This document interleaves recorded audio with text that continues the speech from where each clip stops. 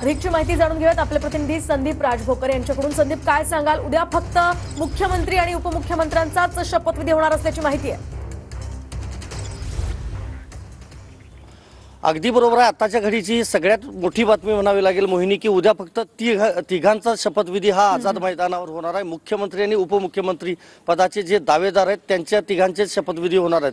पंतप्रधान नरेंद्र मोदी यांच्यापासून गृहमंत्री अमित शहा आणि देशात ज्या ज्या ठिकाणी एनडीएची सत्ता आहे किंवा भाजपची सत्ता आहे त्या सगळ्या राज्यांच्या मुख्यमंत्र्यांना, उपमुख्यमंत्र्यांना, राज्यपालांना हे निमंत्रण देण्यात आलेलं आहे। मात्र अजित पवार यांच्या पक्षातले, भाजपमधले आणि एकनाथ शिंदे यांच्या शिवसेनेतल्या आमदारांमध्ये खरं तर जोरात रस्सीखेच सुरू आहे, स्पर्धा सुरू आहे। आपल्याला माहित आहे मंत्रीपद मिळवण्यासाठी। मात्र आपल्याला जी सूत्रांकडून माहिती मिळते त्यानुसार उद्या फक्त तिघांचाच शपथविधी होणार आहे। इतर पक्षातल्या म्हणजे तिन्ही पक्षातल्या इतर मंत्र्यांचा शपथविधी होणार नाही।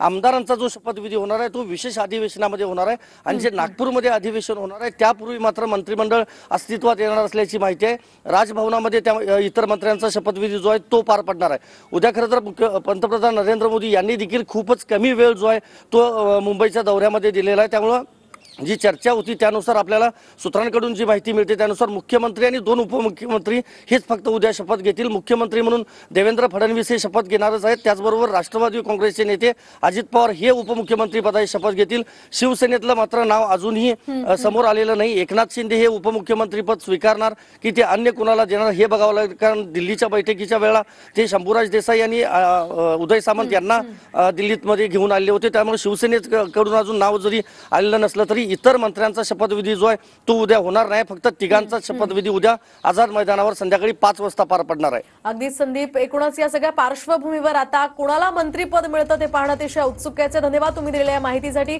आपण पाहतोय उद्या फक्त मुख्यमंत्री आणि दोनच उपमुख्यमंत्र्यांचा शपथविधी पार पडणार आहे। एकूणच या तिन्ही पक्षांमध्ये मंत्रिपदांसाठी रस्सीखेच सुरू आहे।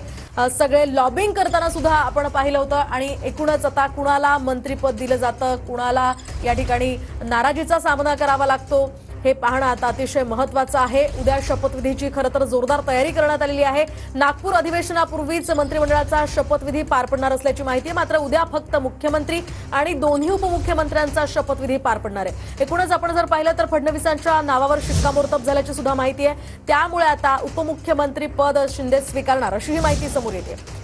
आणखी एक महत्त्वाची बातमी समोर येते। आपण पाहतोय उद्या फक्त मुख्यमंत्री आणि दोनच उपमुख्यमंत्र्यांचा शपथविधी पार पडणार आहे। इतर मंत्र्यांचा शपथविधी अद्याप पार पडणार नसल्याची माहिती आहे। त्यामुळे आता मंत्रिपद कुणाच्या पारड्यात पडणार त्यासाठी आणखी काही वेळ वाट पाहावी लागणार आहे।